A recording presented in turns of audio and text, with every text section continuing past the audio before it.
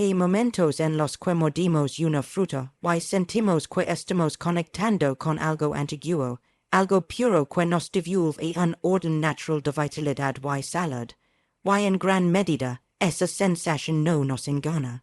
Pero existe una verdad incómoda que pocas personas conocen, una verdad que se esconde detrás de la dulzura, en esa zona de sombra donde el azúcar natural puede transformarse en un veneno silencioso para nuestro cerebro. Porque no todas las frutas son iguales, y no todas las etapas de la vida pueden metabolizarlas de la misma manera. Lo que voy a compartir contigo hoy podría cambiar completamente la forma en que miras esa fruta que tienes en tu cocina. No se trata de demonizar estos alimentos maravillosos que la naturaleza nos ha dado, sino de comprender algo crucial. Existe una conversación oculta entre lo que comemos y nuestro cerebro, una conversación que puede determinar si envejecimos con nuestra mente clara y lucida, o si lentamente no. Perdimos en la niebla del olvido.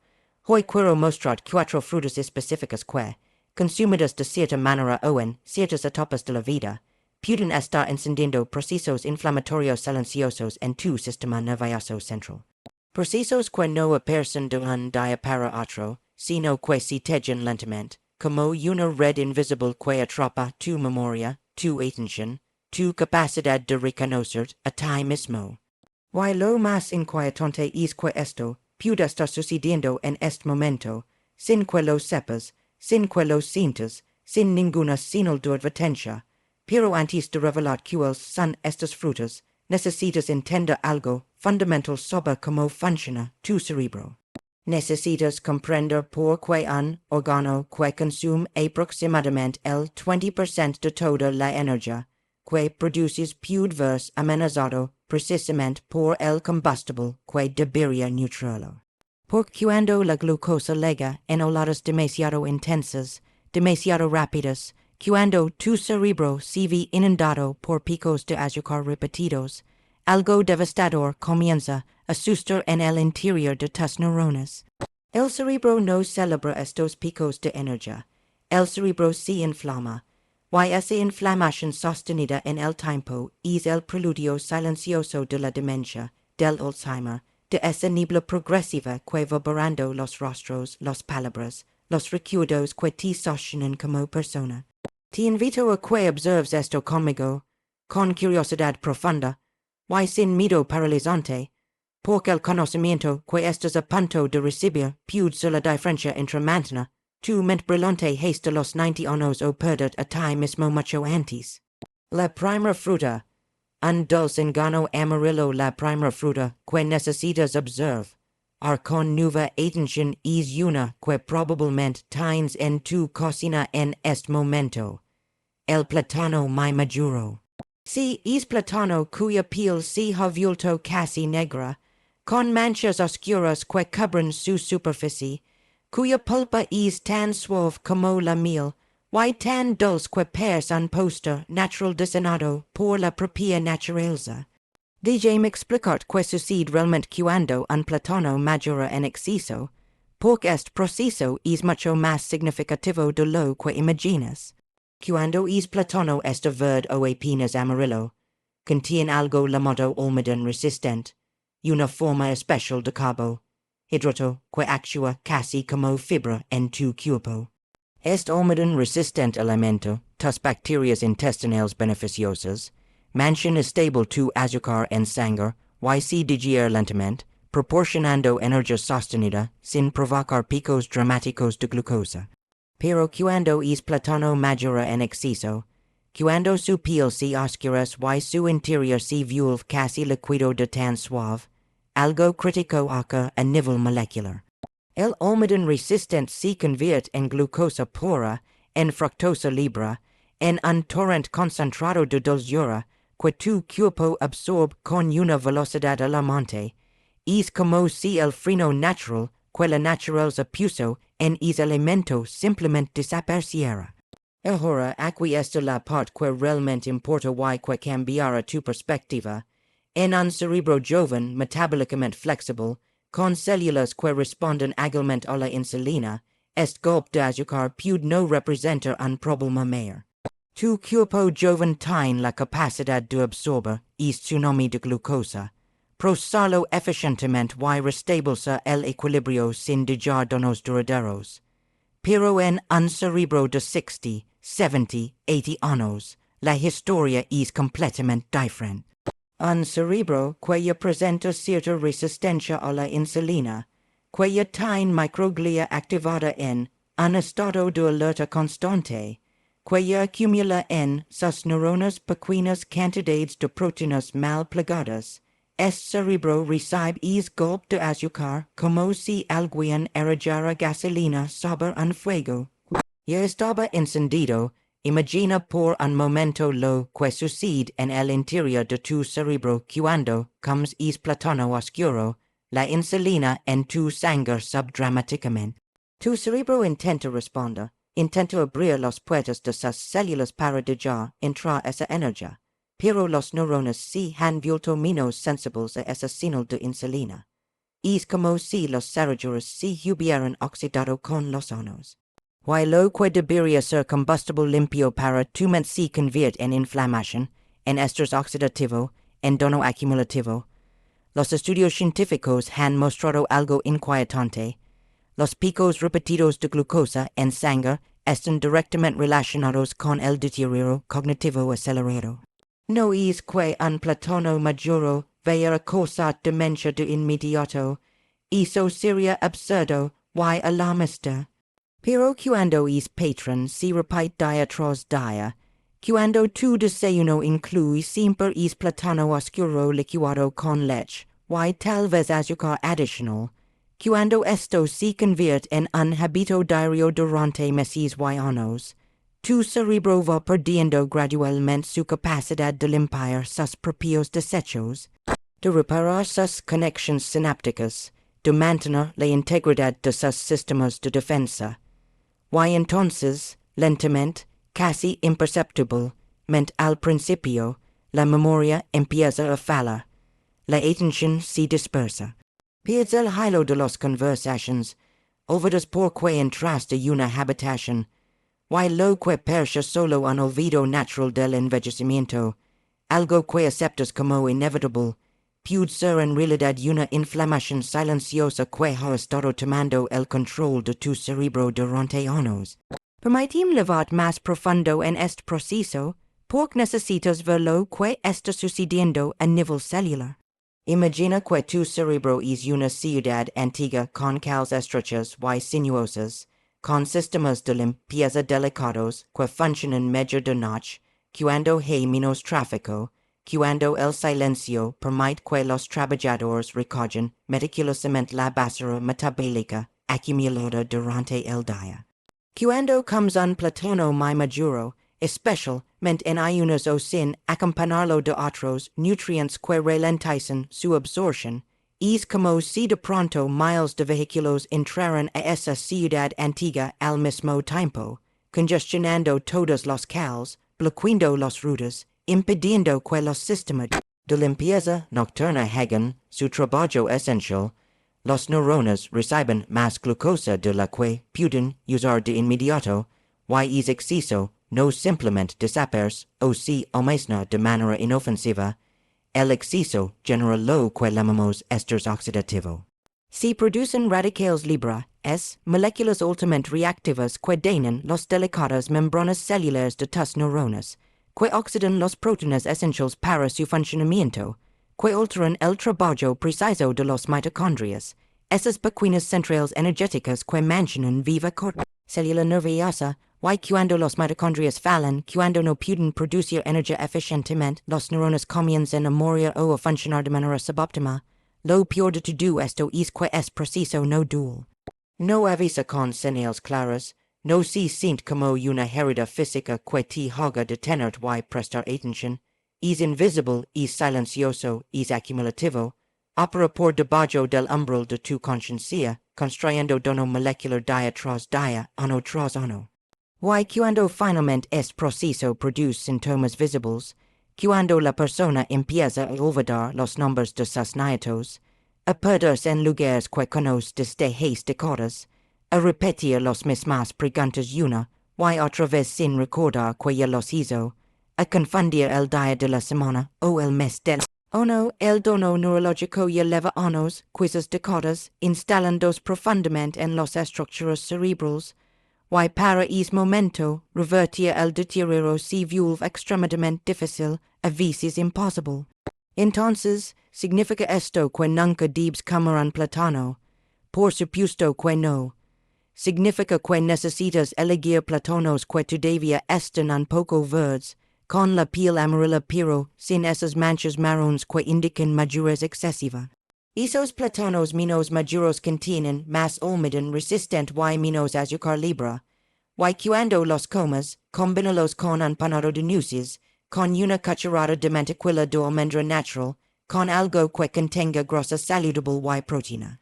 Porque esa combinación ralentiza la absorción del azúcar, le da a tu cerebro una fuente de energía más estable y sostenida, y protege tus neuronas del daño inflamatorio. La segunda fruta, el líquido que creemos salud por ahora, la segunda fruta que merece tu atención más cuidadosa probablemente sorprenderá, porque hemos crecido durante generaciones creyendo que es prácticamente un sinónimo de salud, el jugo de naranja. Especialmente el jugo industrial que viene en cartones o botellas, pero también, y esto es lo que más sorprende a la gente, el jugo recién exprimido que preparas en casa, y que consumes en grandes cantidades pensando que estás haciendo algo maravilloso por tu salud. Hemos crecido con la idea profundamente arraigada de que el jugo de naranja es salud líquida, vitamina C pura corriendo por nuestras venas, el desayuno perfecto para empezar el día con energía. Y mira, en cierto modo la naranja entre sí es una maravilla de la naturaleza. Un alimento extraordinario lleno de nutrientes, fibra y compuestos protectores. Pero cuando extraemos el jugo y descartamos la pulpa, cuando separamos el líquido dulce de la fibra que naturalmente lo acompaña en la fruta, cuando usamos 3 o 4 naranjas para hacer un solo vaso de jugo, lo que obtenemos ya no es una fruta. Es un concentrado de azúcar, con algunas vitaminas flotando en él, despojado del mecanismo natural que la naturaleza diseñó para regular su absorción. Déjame darte una perspectiva que probablemente nunca habías considerado. Un vaso estándar de jugo de naranja puede contener la misma cantidad de azúcar que un refresco, a veces incluso más si lees bien. Es vaso de jugo que pensabas era pura salud puede tener 24, 26, hace de 30 gramos de azúcar, dependiendo del tamaño del vaso, y de cuántas naranjas exprimiste. Y lo que es aún peor desde la perspectiva de tu cerebro, al no tener fibra, es azúcar concentrado entra en tu torrente sanguíneo con una velocidad fulminante. No hay nada que ralentice su absorción, ningún freno natural. Tu hígado recibe súbitamente una avalancha masiva de fructosa, mucha más de la que puede procesar en ese momento. Cuando tu hígado se satura con tanta fructosa de golpe, algo metabólicamente peligroso sucede. Esa fructosa excede, y se convierte en grasa, específicamente en triglicéridos que comienzan a circular por tu sangre.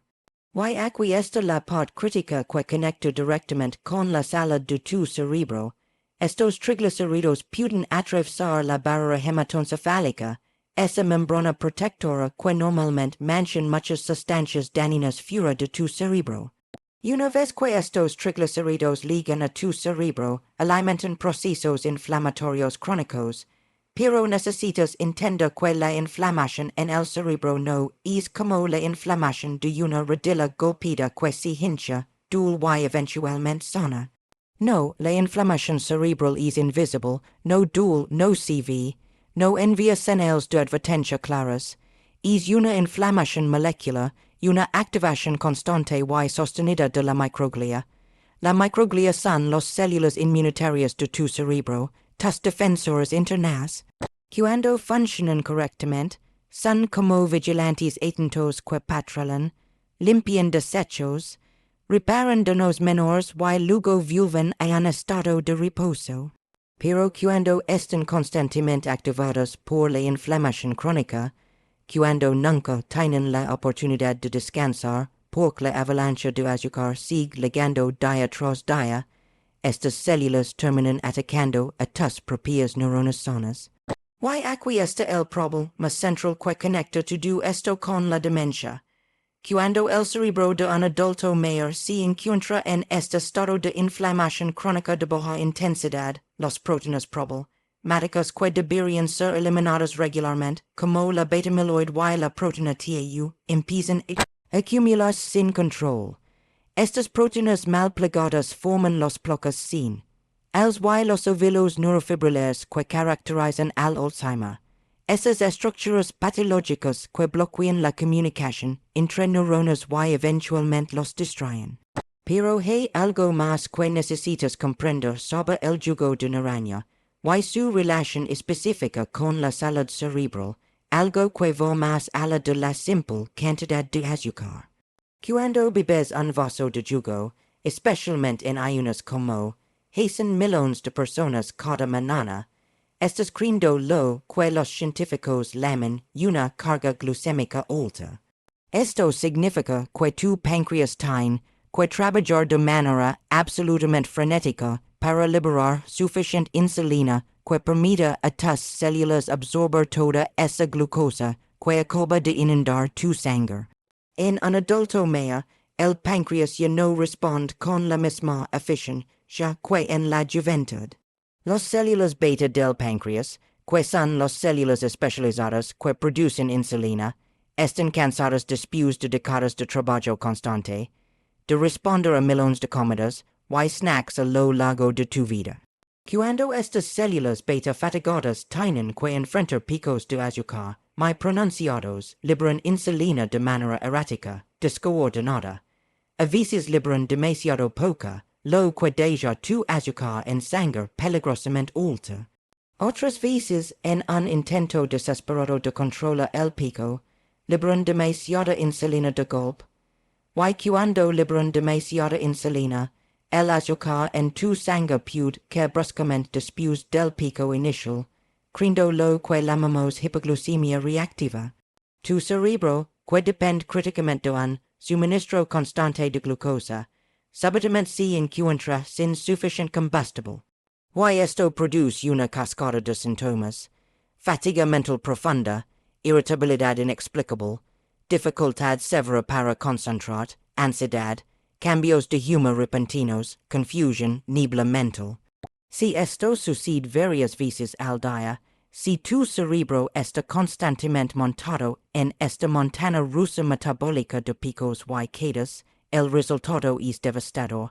Tu cerebro vive en un estado de agotamiento crónico, de inflamación persistente, de vulnerabilidad acumulativa a la degeneración. Cada ciclo de pico, y queda deja un pequeño residuo de daño que se suma al anterior, construyendo lentamente el terreno perfecto para el deterioro cognitivo.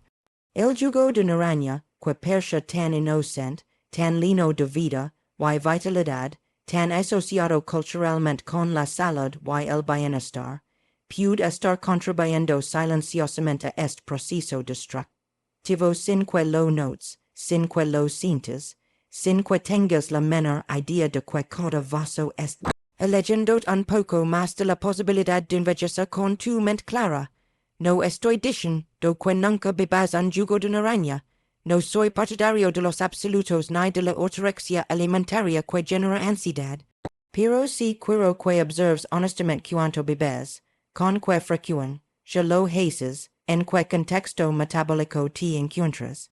Quiero que consideres si tu cerebro, tu metabolismo actual, tu historia familiar de demencia o diabetes, pueden estar pidiendo silenciosamente que elijas la naranja entera con su fibra protectora, con su masticación lenta que activa señales de saciedad, con su capacidad natural de liberar azúcar de manera gradual y respetuosa hacia tu cuerpo, y aquí necesito hacer una pausa importante para hablar de la fibra, porque la fibra es la gran olvidada, la protagonista invisible de esta historia. La fibra no es solo algo que ayuda con la digestión o que previene el estreñimiento.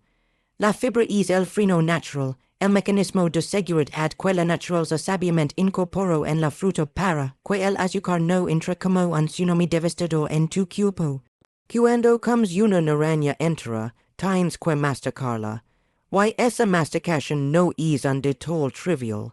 Cada movimiento de tu mandíbula, cada acción de tus dientes separando la pulpa, y empieza a activar señales complejas de saciedad en tu cerebro. Tu sistema nervioso enterico es segundo cerebro. En tu intestino comienza a prepararse para recibir alimento. Los enzimas digestivos empiezan a secretarse. La fibra en esa naranja entera forma una especie de gel viscoso en tu estómago que ralentiza significativamente el vaciado gástrico. Esto significa que el contenido de tu estómago, incluyendo el azúcar natural de la naranja, pasa al intestino de manera mucho más lenta, mucho más controlada. Y en el intestino, la fibra es algo absolutamente crucial. Alimenta a tus bacterias beneficiosas, esas miles de especies microbianas que viven en simbiosis contigo. Estas bacterias, cuando reciben fibra, producen ácidos grasos de cadena corta como el butirato, el propionato y el acetato. Y estos ácidos grasos tienen efectos antiinflamatorios profundos en todo tu cuerpo, incluyendo directamente en tu cerebro. Existe una conexión fascinante, casi milagrosa, entre tu intestino y tu cerebro, lo que la ciencia llama el eje intestino, cerebro o eje microbiota. Intestino-cerebro. Tu cerebro y tu intestino están en comunicación constante a través del nervio vago, a través de señales hormonales, a través de moléculas inmunitarias, y esa conexión depende críticamente de la salud de tus bacterias intestinales y de los metabolitos que producen. Cuando destruyes la fibra al hacer un jugo, cuando eliminas esa pulpa y te quedas solo con el líquido dulce, estás rompiendo completamente esta cadena ancestral de protección. Estás dejando a tu cerebro expuesto al impacto directo y sin filtrar del azúcar concentrado, sin ningún amortiguador, sin ninguna defensa. Y esto repetido a lo largo de meses y años, repetido en desayunos diarios en Miri. Endas en esos vasos de jugo que bebes pensando que estas hacen, do algo saludable, tienen consecuencias neurológicas que solo se manifestarán años o décadas después, cuando sea mucho más difícil revertir el daño. La tercera fruta, frescura que oculta un peligro glucémico. La tercera fruta que necesitas mirar con ojos completamente nuevos es una que probablemente consideras uno de los alimentos más inocentes y hidratantes que existen, la sandía. Tan fresca, tan llena de agua, tan perfecto para los días calurosos de verano, tan aparentemente inofensiva que ni siquiera parece que estuvieras comiendo algo sustancial. Y mira, en muchos sentidos la sandía es realmente maravillosa. Está compuesta de aproximadamente un 92% de agua, contiene licopeno con propiedades antioxidantes, tiene vitaminas y minerales. Pero hay un aspecto crítico de la sandía que la mayoría de las personas desconocen completamente. Tiene un índice glucémico muy alto, entre los más altos de todas las frutas comunes. El índice glucémico es una medida científica de que tan rápido un alimento eleva el azúcar en tu sangre en comparación con la glucosa pura. La glucosa pura tiene un índice glucémico de 100, que es el máximo posible en esta escala.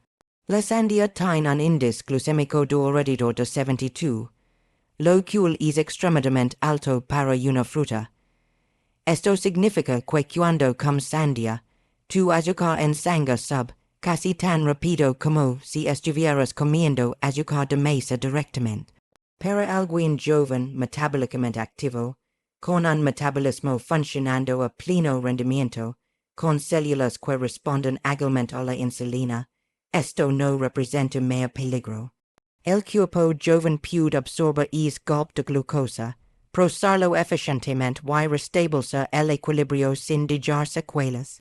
Pero para un adulto mayor, especialmente si ya presenta signos de prediabetes, de resistencia a la insulina, de inflamación sistémica crónica, de sobrepeso abdominal, comer grandes cantidades de sandía puede ser metabólicamente problemático. Tu cerebro recibe gulp concentrado de glucosa, tu páncreas libera insulina de manera abrupta. Y si esto ocurre varias veces al día, si la sandía se convierte en tu postre de cada comida, en tu snack de la tarde, en tu hidratación constante durante el verano, tu sistema metabólico entero empieza a desregularse progresivamente. La inflamación cerebral no aparece por una tajada de sandía. Eso sería absurdo y simplista. Pero si aparece por el patrón, por la repetición constante, por el consumo excesivo que se ha normalizado culturalmente. Y aquí está la trampa psicológica de nuestra cultura alimentaria moderna. Nos han enseñado que la fruta es siempre buena, incondicionalmente saludable, que podemos comer toda la cantidad que queremos sin ninguna consecuencia, que nunca será un problema. Pero tu cerebro no funciona con creencias culturales o con buenas intenciones. Tu cerebro funciona con bioquímica real, con procesos moleculares específicos, con leyes metabólicas que no se negocian. Y la bioquímica nos dice algo incómodo pero verdadero. El exceso de azúcar, incluso si proviene de una fruta natural, incluso si viene acompañado de agua, y nutrientes, puede encender los mismos mecanismos inflamatorios en tu cerebro que el azúcar refinado.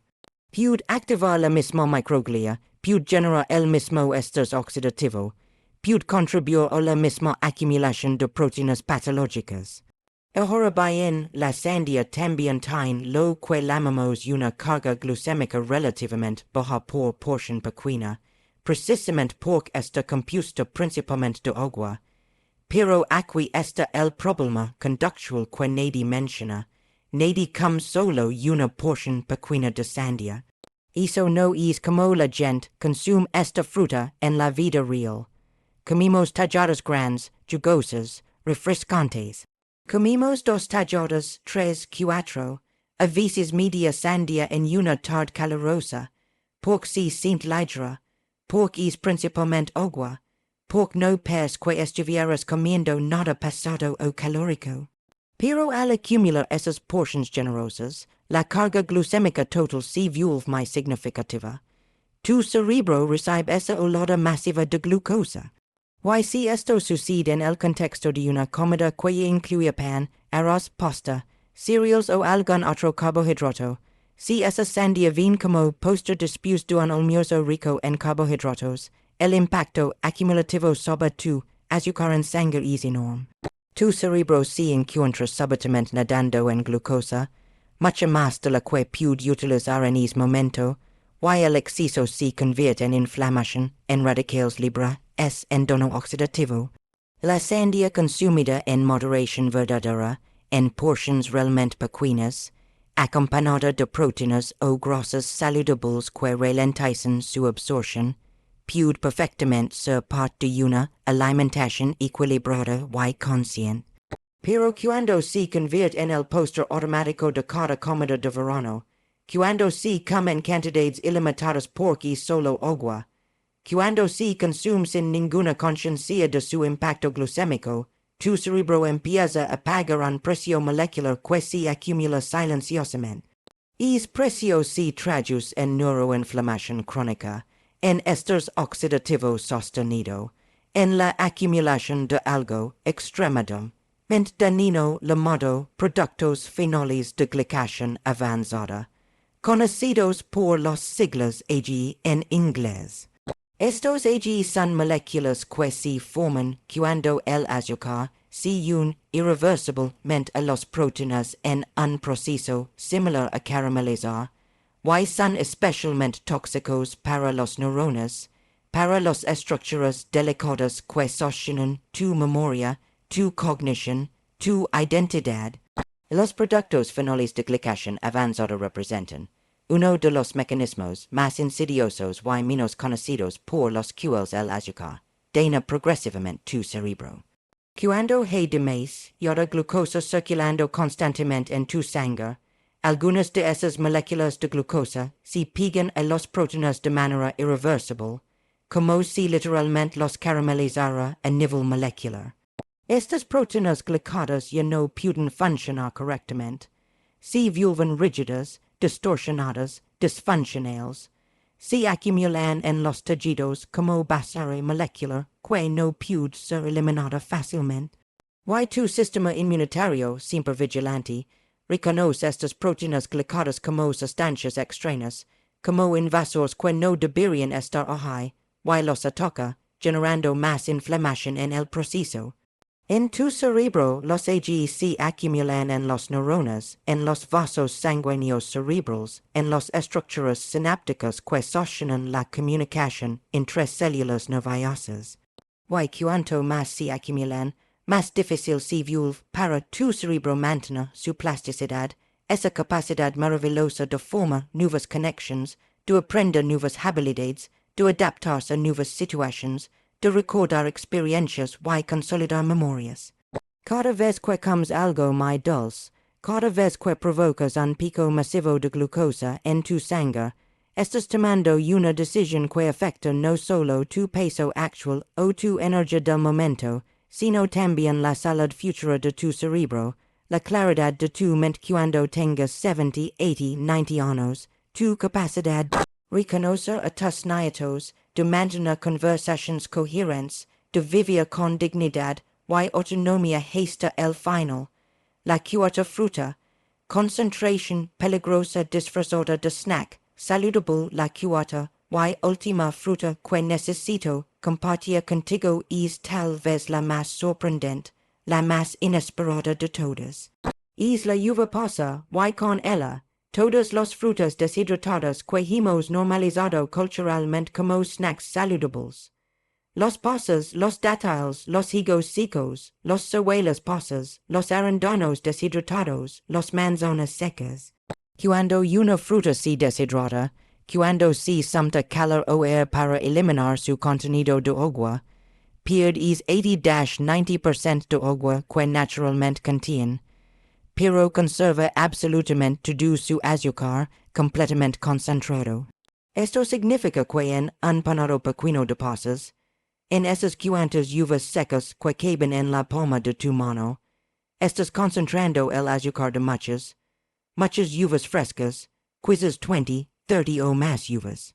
Y lo comes rápido, casi sin masticar porque son pequeñas y suaves, sin dar tiempo a tu cuerpo de registrar la saciedad, sin permitir que tu cerebro procese cuánta energía estás realmente consumiendo.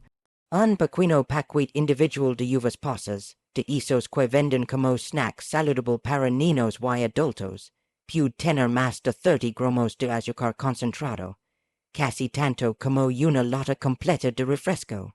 Y lo peor es que al no tener agua ni fibra suficiente en proporción al azúcar masivamente concentrado, el impacto glucémico en tu sangre es enorme, brutal. Tu cerebro recibe una inundación súbita de glucosa.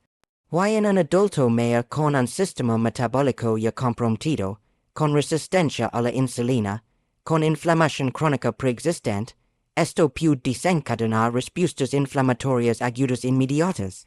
La microglia en tu cerebro se activa intensamente. Las citoquinas proinflamatorias empiezan a circular por tu sistema nervioso. Y si esto sucede de manera repetida, si los pasas o los dátiles se convierten en tu snack diario, si los comes habitualmente mientras ves televisión, mientras trabajas, mientras conduces, tu cerebro entra en un estado de inflamación crónica que prepara el terreno perfecto, el ambiente metabólico ideal para la neurogeneración acelerada. Las frutas deshidratadas no son inherentemente malas. La naturaleza no crea cosas malas, pero se han comercializado y vendido como un snack completamente inocente, como algo que puedes comer sin pensar, sin límite, sin consecuencias. Y eso es precisamente el problema. Necesitamos pensar. Necesitamos observar conscientemente. Necesitamos preguntarnos honestamente si es panado de pasas, que comimos distraidamente mientras vimos una serie está realmente sirviendo a la salud de nuestro cerebro o si, por el contrario, lo está poniendo en riesgo neurológico. Why los frutas deshidratadas tienen otro problema adicional que agrava toda esta situación. Muchas de ellas, especialmente los que se venden en supermercados convencionales, vienen con azúcar añadida adicional. Los arándanos secos, las manzanas,